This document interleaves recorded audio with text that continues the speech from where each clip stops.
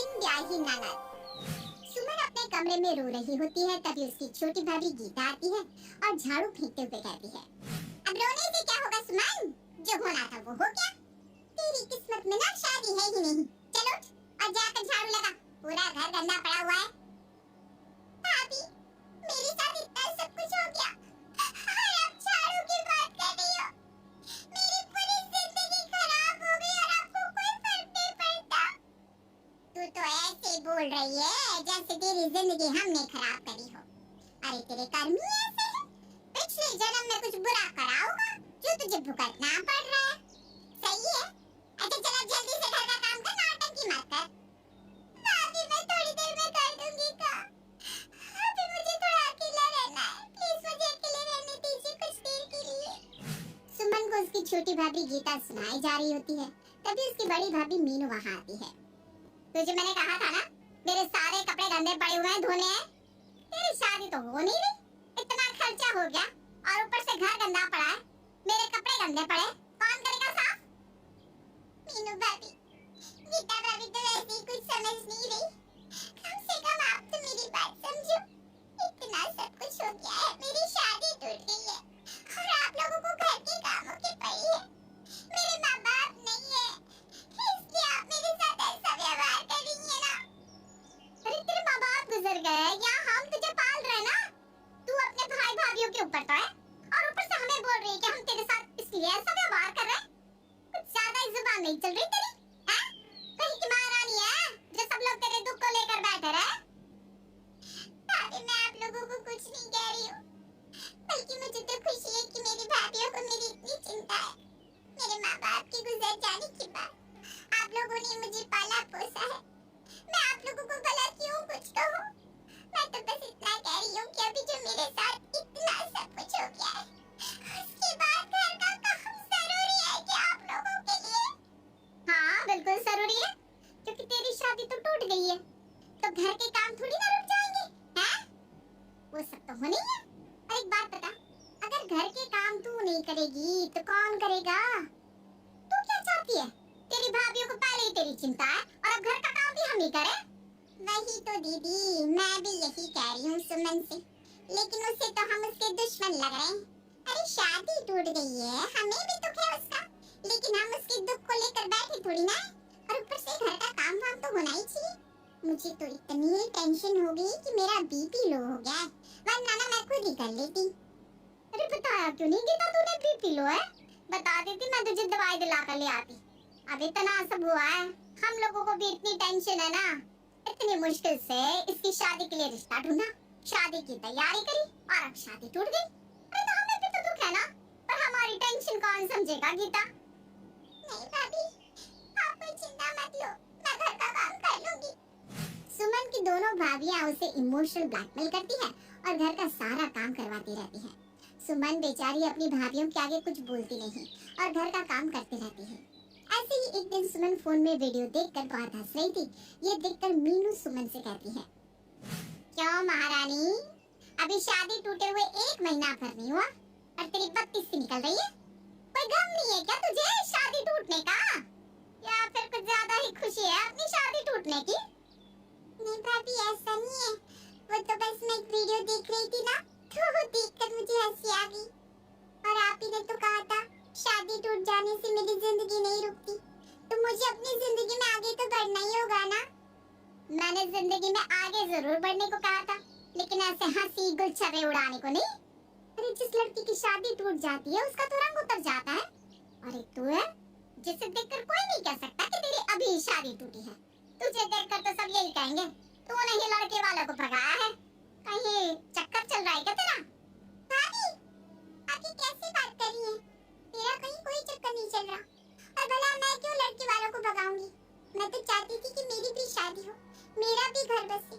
मेरी इतनी उम्र हो गई है, मेरी सारी सहेली की शादी हो चुकी है, बस मेरी नहीं हुई। मुझे अच्छा थोड़ी ना लगता अपने मायके में ऐसे बैठे रहना। लेकिन तेरे लक्षण तो ये नहीं कह रहे कि तुझे अच्छा नहीं लगता। देख अभी भी बोल रही हूँ, सुधर जा। अगर तूने लड़के वालों को भगाया है ना, तो कह देती हूँ अच्छा नहीं होगा।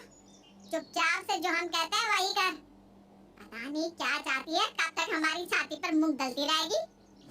अपनी भाभी की बातें सुनकर सुमन बहुत ज्यादा उदास हो जाती है, क्योंकि उसकी भाभी ने उसे काफी ज्यादा खरी खोटी सुना दी थी। लेकिन फिर भी सुमन अपनी भाभी की बातों को दिल पर नहीं लेती और घर के कामों में लग जाती है। कुछ दिनों बाद प्रेस करते हुए सुमन के हाथों से गीता की साड़ी जल जाती है। ये देखकर गीता गुस्से से आग बबूला हो जाती है और तुरंत सुमन को एक जोर से थप्पड़ मार देती है। मेरी इतनी महंगी साड़ी तूने जला दी? तुझे पता भी है कितने की आई है? तेरी बात छोड़ कर नहीं गई थी जो तूने जला दी। भाभी, मैंने जानबूझकर नहीं किया, मुझसे गलती हो गई, मुझे माफ कर दीजिए। मैंने आपसे पहले ही कहा था कि ये साड़ी बहुत महंगी है, मुझसे गलती ना हो जाए और ये ना चल जाए, लेकिन आपने मेरी नहीं सुनी। मैंने कहा था कि इसे बाहर से प्रेस करवा लो। तुझे काम ना करना पड़े इसलिए बहाने बना रही है। बोल रही है बाहर से प्रेस करवाओ। अरे बाहर से करवाना है तो तू किसके घर पर पड़ी है? तो क्या घर पर बस मुफ्त की रोटी तोड़ने के लिए है? भाभी आप ऐसे क्यों बोल रही हो? ये मेरा भी तो घर है ना। मैं अपने घर में रहती हूँ, इसमें आपको क्या परेशानी हो रही है? आज तक भैया ने कभी मुझे ये नहीं कहा जो आप कह रही हो। तेरा भाई तो अपनी बहन के मुंह में पागल है, लेकिन मैंने थोड़ी ना अपनी शादी तोड़वा ली है। घर पर बैठी रहती है, शर्म तो आती नहीं। ये घर अब तेरा नहीं हमारा है। आप दोनों भाभी ऐसे क्यों बोल रही हो? जैसे मैंने अपनी शादी खुद ही तोड़वाई हो। मैंने कुछ नहीं किया। आप लोग मुझे दोष देना बंद करो भाभी। बस करा, बस कर। जब देखो नाटक करती रहती है, रोना दिखाकर अपने भाई को ही पागल बनाया कर। लेकिन तेरी सच्चाई से हम दोनों भाभी अच्छे से वाकिफ हैं। घर का काम करना है नहीं, और काम कुछ बोल दो तो रोने लग जाती है कोने में। आज के बाद तू रोते हुए दिख गई ना तो तेरी हड्डियां तोड़ दूंगी, समझी? अब हम जब जो काम बोले वो काम किया कर और बिना कोई गलती के। ठीक है भाभी। सुमन को अपने ही घर में एक नौकर की तरह रखा जा रहा था। सुमन को ये सब बिल्कुल भी पसंद नहीं आ रहा था, लेकिन वो बेचारी कुछ कर भी नहीं सकती थी क्योंकि उसकी शादी टूट गई थी। और शादी टूटने का पूरा दोष उसकी भाभीियों ने सुमन पर ही लगा दिया था। सुमन की भाभी हर रोज उसके साथ ऐसा ही बर्ताव करती। खुद परेशान होने के बाद भी सुमन कुछ नहीं कह पाती। कुछ दिनों बाद सुमन पोछा लगा रही होती है और उसकी दोनों भाभियां गंदे पैर लेकर अंदर चली आती है। ये देखकर सुमन कहती है, भाभी मैंने अभी पोछा लगाया है और आप दोनों गंदे पैर लेकर अंदर चली गई। देखो पूरा वापस से घर गंदा हो गया, मुझे दोबारा से पोछा लगाना पड़ेगा। तो क्या हो गया? एक बार कर लिया तो घिस गई क्या, जो दोबारा नहीं कर पाएगी? अब रही बात गंदे होने की, तो ये तो तुझे वापस करना ही पड़ेगा, क्योंकि एक बार हो या 100 बार, तुझे बार बार करना ही पड़ेगा और बिना किसी सवाल जवाब के। वैसे भी तूने हमें कहीं मुंह दिखाने लायक तो छोड़ा नहीं। अब घर का काम तो कर ले, उसी में हमें संतुष्टि मिल जाएगी कि तू किसी काम की तो है। वरना तुझे देखकर तो यही लगता है कि तू बस हमारा खून जलाने आई है। तेरे माँ बाप भी तुझे छोड़कर चले गए, और नहीं तो क्या, माँ बाप पर भी बोझ ही बन रही थी। माँ बाप से बोझ उठाया नहीं गया, इसलिए बेचारे चल बसे। सुमन की दोनों भाभियां उसके बारे में जरा सा भी नहीं सोचती। पूरे घर में गंदे पैर लेकर अंदर चली जाती है। सुमन दोबारा पोछा लगाने लगती है और ये सब सुमन की दोस्त रिया देख लेती है और वो अंदर आती है। सुमन, कैसी है तू? ठीक है? और ये क्या, घर का काम तू क्यों कर रही है? तेरी दोनों भाभी हैं, क्या तेरी कोई मदद नहीं करता? मेरी दोनों भाभी हैं, मेरी मदद करना तो दूर की बात है, मेरा काम बस बढ़ाती रहती है। मैं तो परेशान हो गई हूँ, कुछ समझ में नहीं आता क्या करूँ। अरे लेकिन तू अपनी दोनों भाभी से कुछ कहती क्यों नहीं? और तू इस घर की बेटी है, अपनी भाभीियों की ननद, वो तेरे साथ ऐसा व्यवहार क्यों कर रहे हैं? और तू चुपचाप सह क्यों रही है? दोनों भाभीियों ने मेरी शादी टूटने का इल्जाम मुझ पर लगा दिया। आए दिन मुझे इसी बात पर ताने देती रहती है कि मेरी शादी टूट गई, मेरी शादी टूट गई। अब मैं भी क्या बोलूं? मेरी किस्मत में जो लिखा था वही हुआ, इसीलिए चुपचाप भाभी के ताने सुन रही हूँ। अरे, गलती खुद करे और इल्जाम तुझ पर लगाए, ये कौन सी बात हुई भला? गलती खुद करे मतलब कौन सी गलती? मुझे कुछ समझ में नहीं आ रहा तू क्या कह रही है। और नहीं तो क्या, ये सब तेरी भाभीियों का ही किया धरा है। मैं जिस दिन तेरी शादी में आई थी ना तुझसे मिलने के लिए, तेरे कमरे में आ रही थी, तब मैंने तेरी भाभीियों को तेरे होने वाले पति से बात करते हुए देखा और उन्होंने तेरे पति से ये कहा कि तू किसी और के बच्चे की माँ बनने वाली है, इसलिए उसने अपनी बारात वहीं से वापस ले ली और तेरी शादी नहीं हुई। और जब तेरी बारात वापस गई तब तू रो रही थी। तब तेरी दोनों भाभी आपस में बात करते हुए कह रही थी कि तेरी शादी तो होने ही नहीं देंगे और इसी तरह तुझे नौकरानी बनाकर घर के काम करवाती रहेंगी। क्या मेरी भाभीियों ने इतना सब किया? मुझे इन दोनों को अपनी भाभी कहते हुए शर्म आ रही है। अब तो इन्होंने हद पार कर दी। अब मैं बताती हूँ कि बिन ब्याही ननद को घर पर बिठाने का नतीजा क्या होता है। रिया सुमन को सारी सच्चाई बता देती है, जिसे सुनने के बाद सुमन को बहुत ज्यादा बुरा लगता है, लेकिन उससे भी कई ज्यादा वो अपनी भाभीियों को सबक सिखाने की सोच लेती है। और उसी शाम बिना कुछ कहे सुमन अपनी भाभीियों के पर्स से ढेर सारे पैसे लेकर शॉपिंग करके आती है। घर में भाभीियों को बुलाकर कपड़े दिखाने लगती है। भाभी, ये देखो मैंने कितनी सारी शॉपिंग करी है। मैंने ना अपने लिए बहुत सारी ड्रेस खरीदी है। ड्रेस? लेकिन ये सब खरीदने के तुम्हारे पास पैसे कहाँ से आए? हमने तो कोई पैसे नहीं दिए। फिर पैसे आए कहाँ से? आने कहाँ से? मेरे दोनों भाई मेरी प्यारी प्यारी भाभीियों के पास मेरे लिए खर्च भी तो बेचते ना। बस मैंने आप दोनों के पर्स से पैसे ले लिए और अपने लिए ढेर सारी शॉपिंग कर ली। तुमने हमारे पर्स से पैसे निकाले, वो भी हमें बिना बताए? तुम्हारी इतनी हिम्मत? भाभी, घर की बेटी हूँ मैं, तो हिम्मत तो होनी है ना मुझ में। और वैसे भी क्या आपके पैसे, क्या मेरे पैसे हैं, तो मेरे भाइयों के पैसे ना। अब एक बार उन्हें कहूंगी कि मुझे पैसों की जरूरत है ना, यूं यूं चुटकियों में मेरे अकाउंट में भेजेंगे। अब आप खुद समझिए, अगर मैंने कहा तो और ज्यादा पैसे मिलेंगे। इसलिए समझदारी इसी में है कि मैंने आपके पर्स से जितने पैसे निकाले उतने में ही शॉपिंग करी, वरना खर्चे तो और भी ज्यादा हो सकते थे। सुमन की बात सुनकर दोनों भाभीियों का मुंह बंद हो जाता है और वो दोनों चुप हो जाती हैं, कुछ नहीं कहती। लेकिन सुमन यहाँ थोड़ी ना रुकने वाली थी, अब तो वो और भी खर्च करती थी।